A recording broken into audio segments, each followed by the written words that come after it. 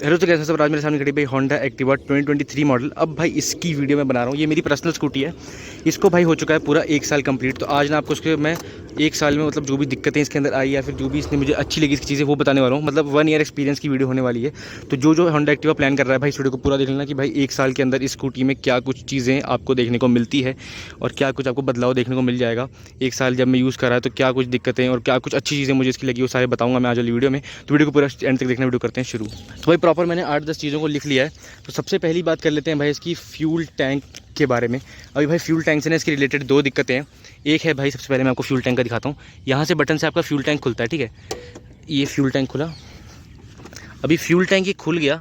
उसके बाद भाई ये जो जगह है ना, यहाँ पे इतनी स्पेस भाई ये बहुत कम लगती है मेरे को यहाँ पे। पता है इसको ये खोलने की, कभी अगर आपके हाथ पसीने वाले हो ना तो आपका ये कैप है ये खुलती नहीं सही से। और ये फिर ऐसे लॉक करने में भी मतलब मुझे लगता है जगह काफ़ी कम दी गई है, जो कि पहले ठीक होता था। जैसे सीट के नीचे से काफ़ी अच्छा आपको जगह मिलती थी खोलने के लिए, पर ये काफ़ी दिक्कत होती है बंद करने में। सही से बंद हो भी नहीं पाता कभी कभी, तो क्योंकि ये बहुत कम जगह दे रखी है इसके लिए।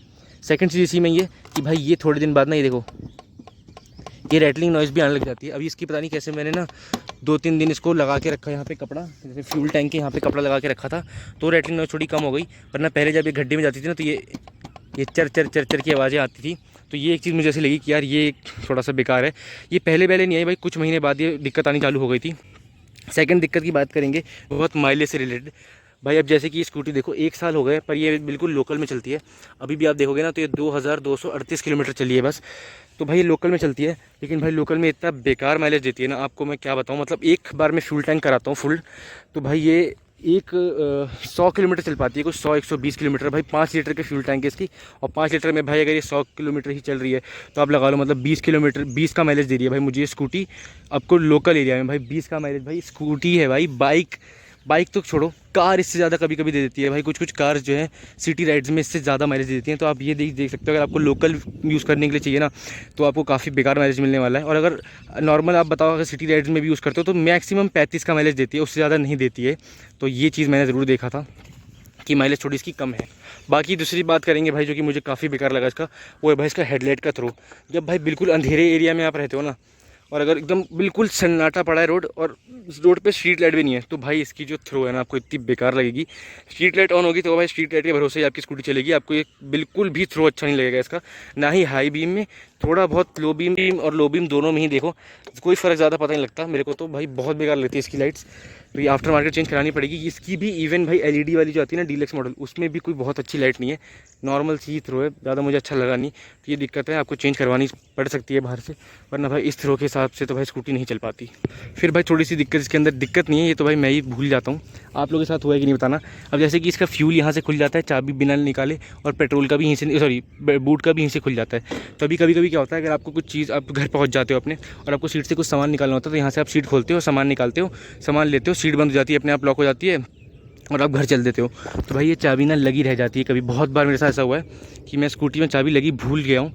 ये चीज़ें इसलिए होती हैं बिकॉज भाई यहाँ पे दे रख दिया है। अब ये कन्वीनियंस का फीचर तो हो गया है, पर भाई जिसको ध्यान में नहीं रहेगा ना, अगर आप सामान निकालोगे यहाँ से भारी, सीट अपने आप गिर के बंद हो जाएगी, आपको लगेगा चलो मैंने चाबी भी ले ली होगी, तो यहाँ से फिर चाबी लगी रह जाएगी आपकी। तो ये दिक्कत बहुत बार मैं फेस करता हूँ कि भाई चाबी लगी रह जाती है, फिर ढूंढते रहते हैं चाबी गई कहाँ, तो पता लगता है चाबी तो भाई स्कूटी में ही लगी रहेगी। तो ये एक चीज़ जो कि दिक्कत नहीं है, ये आपकी मतलब मेरी ही दिक्कत है, पर ये चीज़ कहीं ना कहीं और लोग भी फेस करते हैं। मैंने बहुत लोग को देखा है कि लगी छूट देते हैं, तो ये एक होती है भाई दिक्कत। अब भाई थोड़ा सा इसकी अच्छी बात कर लेता हूँ। अच्छी बात ये है भाई इसकी बिल्ड क्वालिटी भाई बहुत अच्छी है। बिल्ड क्वालिटी बहुत अच्छी से मैं ये मतलब है कि भाई इसकी जो कंपटीशन में और स्कूटी आ रही है ना जैसे जुपिटर, उससे मुझे इसकी बिल्ड क्वालिटी अच्छी लगती है बिकॉज बहुत ज़्यादा इसमें मेटल यूज़ किया हुआ है। काफ़ी बार ये गिरती है पर भाई इसके अंदर कोई डेंट नहीं आता। पहली वाली में क्या होता था ना, पहली जो स्कूटी आती थी एक्टिवा 3GB थी, मेरे पे 4GB है, तो गिरती है तो उसके अंदर ये चीज़ बहुत जल्दी बेंड होता है। पर इसके अंदर कुछ भी ऐसा नहीं, देखो स्क्रैचेज़ आ गए हैं, स्क्रैचेज़ नो डाउट इसके अंदर भी आए हैं, पर भाई डेंट नहीं पड़ता इसके अंदर आसानी से। ये काफ़ी देख रहे हो मजबूत है, जो कि भाई जुपिटर से ज़्यादा है। ये वाली स्कूटी आप ही देख रहे हो, ये मेरी है। एक और स्कूटी सेम है मेरे पास बिल्कुल, उसका बहुत बार वो गिरी है, उसको भाई कुछ भी नहीं होता, यहाँ से या कहीं से भी कुछ भी डेंट नहीं आता। स्क्रैचेस भले आ जाते हैं पर भाई डेंट नहीं आता। तो बिल्ड क्वालिटी बहुत अच्छी है। सेकंड इसकी राइड क्वालिटी, भाई राइड क्वालिटी इंप्रूव करी है, बहुत अच्छी नहीं कहूँगा, जुपिटर के मुकाबले मुझे थोड़ी कमी लगती है। पर भाई जो 4G 5G से कंपेयर करोगे ना 3G 4G से, तो भाई उसके अंदर से काफ़ी ज़्यादा इंप्रूवमेंट है। राइड क्वालिटी, सस्पेंशन, फिर ये कुशनिंग, भाई सीट की काफ़ी अच्छी सस्पेंशन जो कि इसके अंदर आपको चेंज भी कर दिया गया है। पहले अलग सस्पेंशन आते थे, इस वाली में क्या होता है जब आप ब्रेक मारते हो आगे का तो सस्पेंशन नीचे को दबता है। उसमें क्या था, सस्पेंशन आपके ऊपर को उठते थे तो बहुत ज़्यादा स्किड करते था टायर, और आगे टायर भी अब बड़ा कर दिया है।